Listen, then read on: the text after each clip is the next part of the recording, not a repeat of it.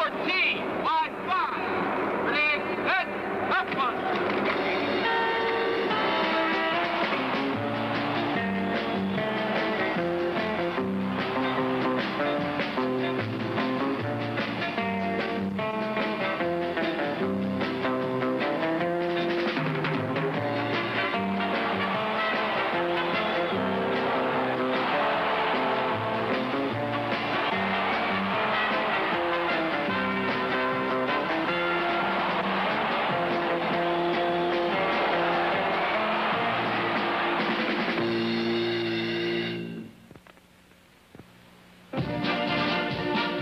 The headlines, the heroes, they all start for the pro football player under a hot July sun. And in the training camp of a new team like the Miami Dolphins, both veterans and rookies alike are critically watched, tested, and rated. Starting from scratch, the Dolphins drafted from the other American Football League clubs, signed college All-Americans and free agents, and have put together a roster that many experts rate as strong in personnel as any expansion team ever.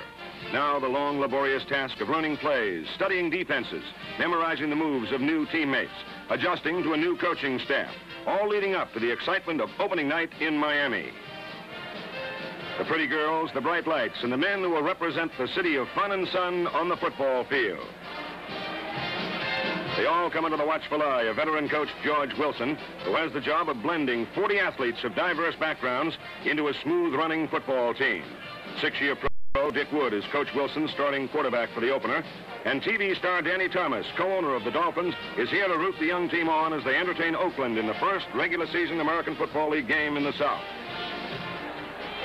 The Dolphins' debut must go down in football history as the most thrilling first play ever made by any new team anywhere. Joe Auer from nearby Coral Gables High School and a Georgia Tech alumnus takes the opening kickoff and races 95 yards for a touchdown. The season is only 15 seconds old, but the Miami fans are electrified, and Danny Thomas is breathless after running the last 50 yards with Auer.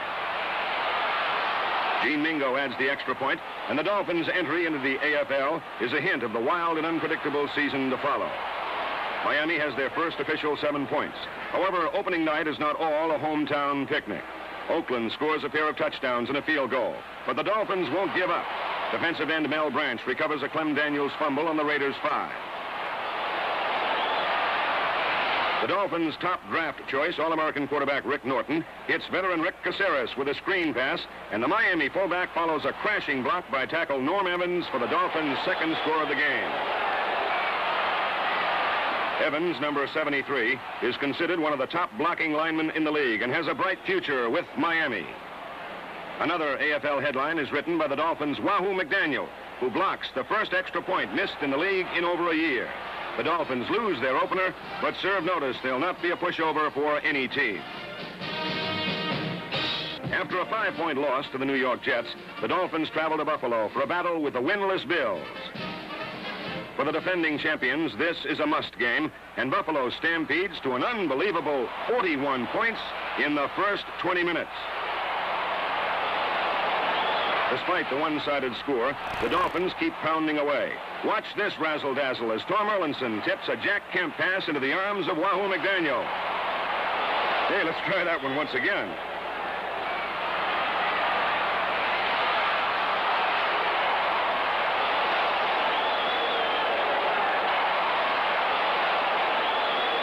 The interception sets the Dolphins up on the Bills' 6, where George Wilson Jr. makes his first regular season appearance at quarterback. The coach's 23-year-old son teams up with rookie receiver John Roderick, and the Miami comeback is underway. The speedy Roderick is one of only 3 rookies in the Dolphins' starting offensive and defensive lineup. This is rookie Howard Twilley, who is gaining the experience needed to eventually rate as a top-flight receiver. 3 first-year men combine on a 25-yard pickup as Wilson pegs to Twilley. Twilley laterals to Wes Matthews, the Dolphins' smallest player at 5'7", 159 pounds, and he fights to the Buffalo 16. Wilson, who threw only 2 passes as a senior at Xavier University, completes his 10th of this game to Dave Kasurek. The Dolphins' offensive captain scores, but the late Miami fireworks are not enough to offset Buffalo's fantastic start, and the Dolphins have dropped their 3rd straight.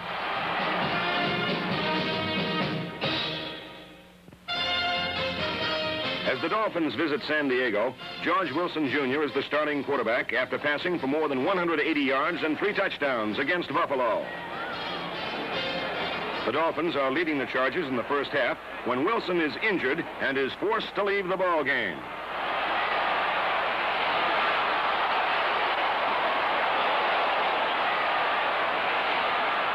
Veteran Dick Wood receives the warm-up call and soon gets his chance when John Hadel's long aerial is picked off by Pete Jackwis.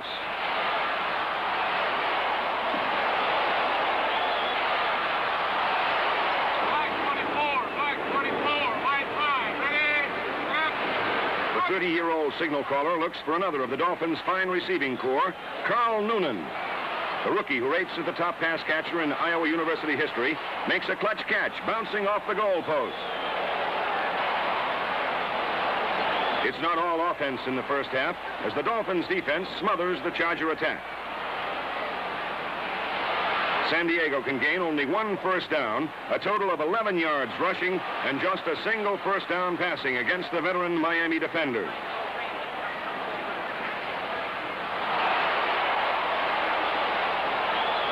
When the league's new club gets possession, look for something wild to happen.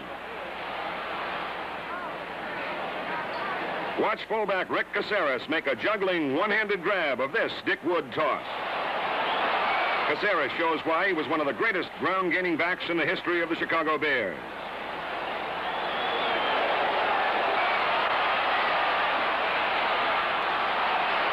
However, the fired-up Chargers pull the game out with some heads-up play. Notice the position of San Diego's Steve DeLong as Dick Wood pulls the snap away. The 255-pound tackle crashes into Wood, causing the ball to pop into the waiting hands of the Chargers' Rick Redmond. There's clear sailing ahead as Redmond rambles 54 yards for the touchdown, and the Chargers take a 44-10 verdict over Miami. Prospects are bright for the Dolphins' first victory as Denver invades the Orange Bowl. Miami is counting on hometown hero Joe Auer to lead a strong rushing attack against the Broncos. The Dolphins' scoring machine goes right to work. 236-pound fullback Billy Joe reaches high for a George Wilson screen pass and then takes off on a 67-yard scoring jaunt. Watch the 4-year veteran from Villanova direct traffic as number 52, Mike Hudock, runs escort duty, aiding John Roderick block a Bronco tackler.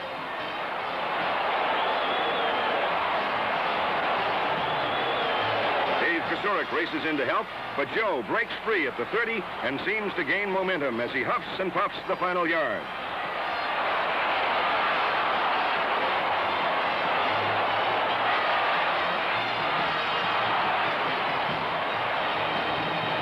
A spectacular gallop by 1963's AFL Rookie of the Year, and it looks like this might be quite an afternoon for the Dolphins. The Broncos try some passing of their own, but Ed Cook puts the pressure on Denver's John McCormick. This causes McCormick to throw to Miami's defensive captain, Tom Erlinson. The Dolphins stay on the ground for 8 consecutive plays. This is Joe Auer swinging around right end of the Denver 1.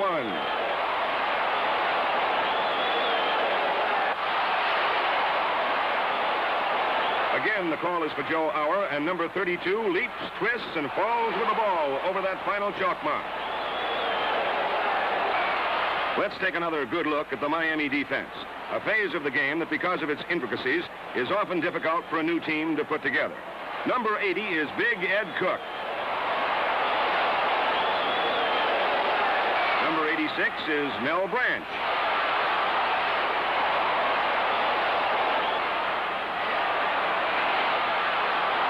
Now watch Mel and Ed team up to put this Bronco to bed. Number 76 is the biggest Dolphin, Tom Nomina. The front four's undaunted pressure forces a bad pass, and Dick Westmoreland steals one of 4 Miami interceptions of the game.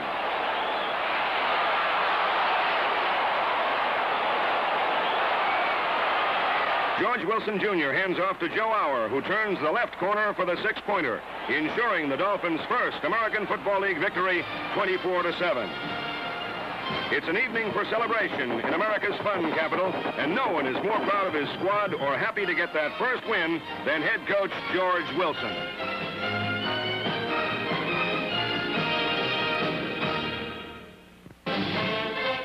to strengthen their squad, the Dolphins add three-time All-Pro Cookie Gilchrist to the roster. The former AFL rushing champion joins Miami in time for a trip to Houston. Flanker Bo Robeson is back after missing 3 weeks with an injury.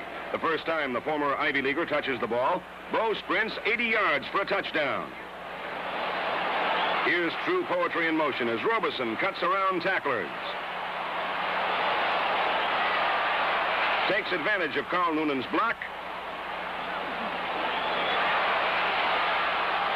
And is untouched all the way. It's a great run for the speedy veteran who has more than 150 receptions in his pro career. The Dolphins keep up their successful aerial attack. Howard Twilley, who holds more collegiate passing records than any other player in football history, is becoming a favorite target of Miami quarterbacks.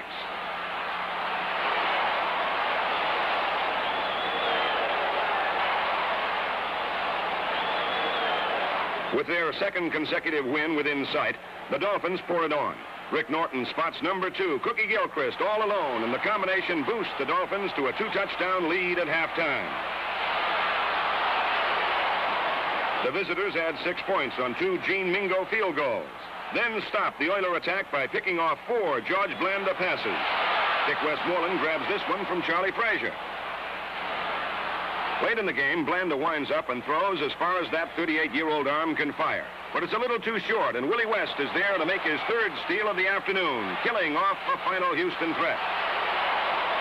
Miami completely dominates the Oilers, rolling up more than 300 total yards, and the league's newest team now boasts a 2-game winning streak.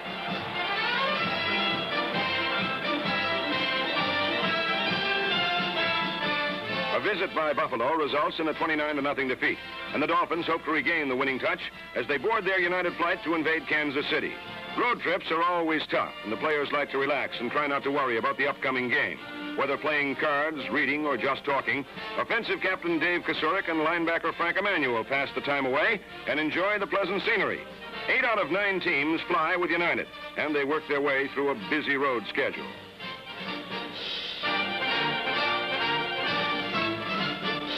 The Dolphins know the opposition is probably the best in the league, and it will take a top-flight performance by each of the visitors to leave Kansas City with a victory.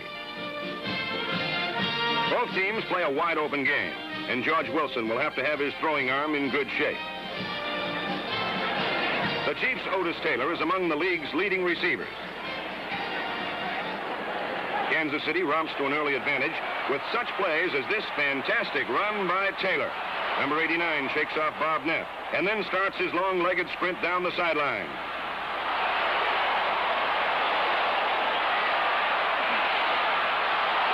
Dick Westmoreland has a shot at Taylor, but the speedy 200-pounder steps away from Dolphin defenders and then dances around Pete Jacques.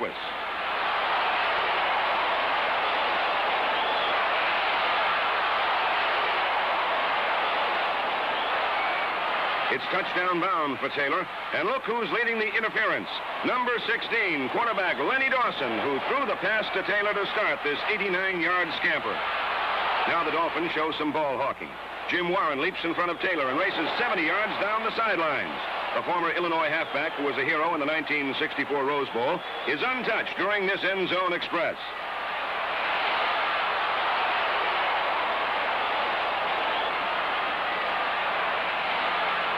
Now comes a play that jolts the Dolphins. George Wilson pegs to Howard Twilley. Watch Fred Williamson and his famous hammer tackle upset Twilley.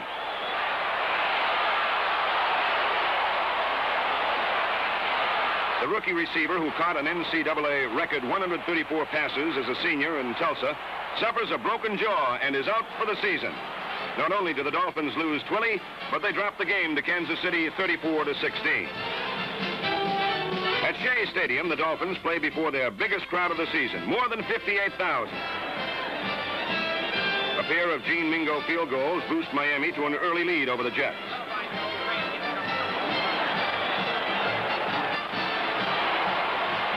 The Dolphins are trailing when they pull a spectacular play. Watch Frank Jackson miraculously hang on to the ball in what must be labeled the circus catch of the year.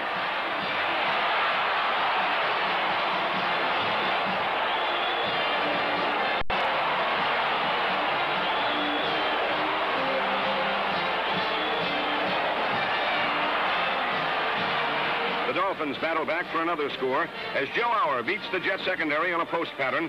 But Miami goes down to the tune of 30-13.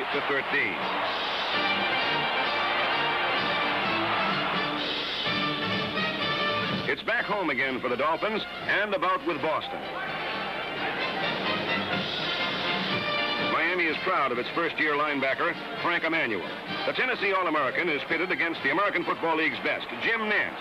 Emanuel, who once made 17 unassisted tackles for the Volunteers against Kentucky, holds his own while getting acquainted with the league's Player of the Year.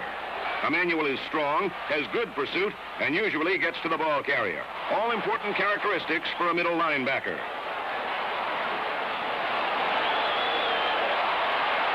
The 23-year-old Dolphin also likes to drop back and swipe passes, as he does against the Patriots' Babe Parilli.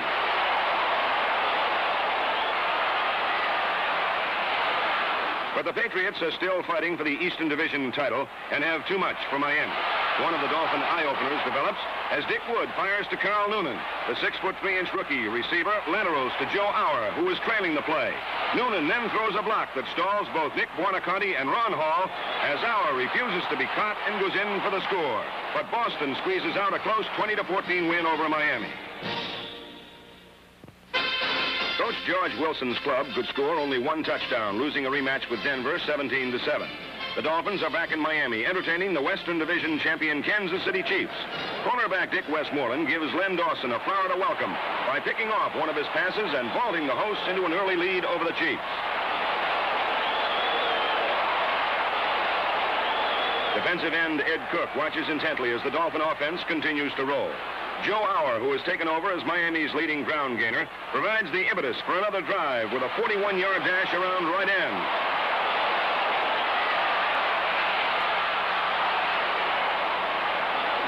Culminating the series, the Dolphins set up a scoring play perfectly. Note a handoff to Sam Price off tackle, gets a few yards and tightens the Kansas City defense. Now watch a fake to Price on what looks like the same play, but quarterback Dick Wood keeps the ball and bolts around left end for the touchdown. It's interesting to note that in 12 previous games, the Chiefs outscored their opponents 141-30 in the first quarter, but are held without a point by the Dolphins. However, the Kansas City attack is too powerful to be dormant very long. Offensive tackle Maxie Williams watches a Kansas City scoring play develop. The Dolphin defense is drawn to the right by a Dawson fake, allowing fullback Kirk McClinton to burst through a big hole.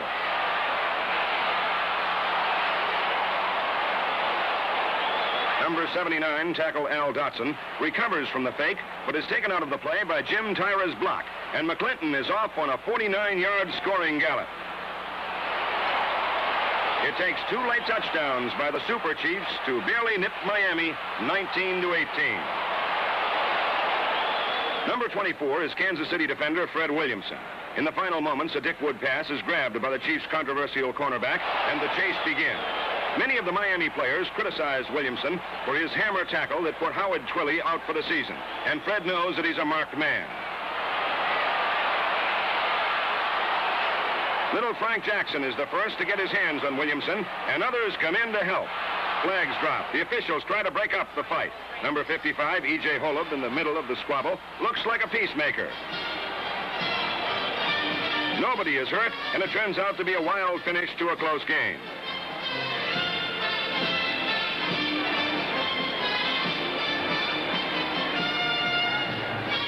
The Dolphins' premier season closes in the Orange Bowl, where it all started back in September. A rematch with Houston gives Miami prospects of another win. Unheralded John Stofa is the Dolphins' fourth starting quarterback this season. Trailing 14-0, Stofa begins to find the range. Behind the perfect blocking, the 24-year-old from the University of Buffalo picks out Joe Auer, and the Dolphins' most valuable player outruns the Oilers secondary for the touchdown. The Dolphins catch Houston napping on the important conversion attempt. After a fake kick, George Wilson finds Billy Joe open in the end zone and hits the target for the crucial 2 points. Stofa keeps the blue-shirted Dolphins moving.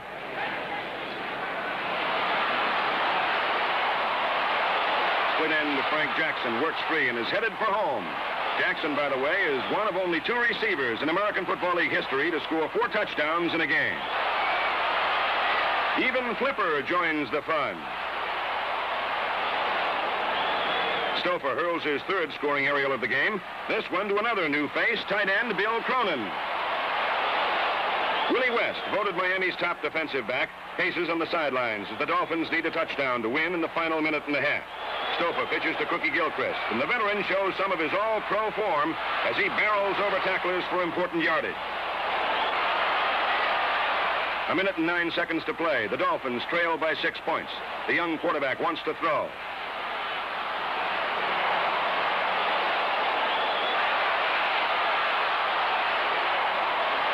He finally spots Frank Jackson open and completes his 21st pass of the game. This one from 39 yards out to the Oiler 14. With 38 seconds showing on the clock, Stouffer sends all his receivers out, then flips a short one to Joe Auer on the 12. The Dolphins scoring leader streaks into the end zone. And after Gene Mingo's extra point, Miami pulls out a 29-28 squeaker over Houston. The Dolphins' third win of the season puts Miami on record with as many victories as were ever achieved by a first-year expansion team in pro football. And the Dolphins know more victories will come, and soon. Building for the future with young players like Howard Twilley, John Roderick, Joe Auer, Rick Norton, Frank Emanuel, and Norm Evans, plus such college standouts as Michigan's versatile All-American end Jack Clancy. Throwing blocks is not Clancy's only forte. The Wolverine receiver gained over 1,000 yards in 1966 and rates as the greatest pass catcher in Michigan history.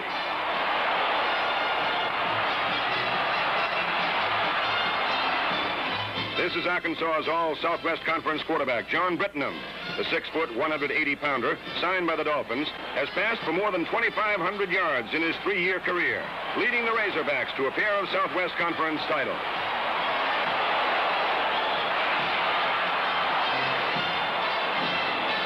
Topping the list of Dolphin future stars is Purdue's Bob Greasy. The Boilermaker All-American is considered the finest passer in Purdue history. Here is one of his greatest moments, leading the Boilermakers to a 25-21 upset of Notre Dame in 1965. Greasy connects with Jim Finley for 32 yards. Needing a touchdown for victory with less than 5 minutes to play, Greasy pegs to Jim Byrne for a 13-yard pickup.